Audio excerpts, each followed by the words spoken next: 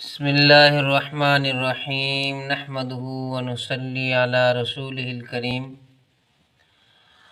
آج ہم آپ کو بتائیں گے وہ شخص کہ جس کو نیند نہ آتی ہو اس کے متعلق وظیفہ۔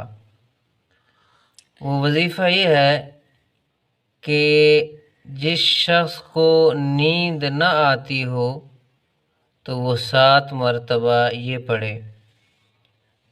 اگر پریشانی یا کسی بھی وجہ سے نیند نہ آئے تو 7 مرتبہ اپنے سر پر دایاں ہاتھ رکھ کر یہ آیت پڑھیں، انشاءاللہ لاجواب نیند آئے گی۔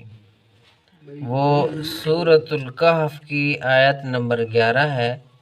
وہ آیت یہ ہے فَضَرَبْنَا عَلَىٰ آذَانِهِمْ فِي الْكَهْفِ۔ بس یہاں تک پڑھنا ہے، اس سے آگے نہیں پڑھنا۔ جزاکم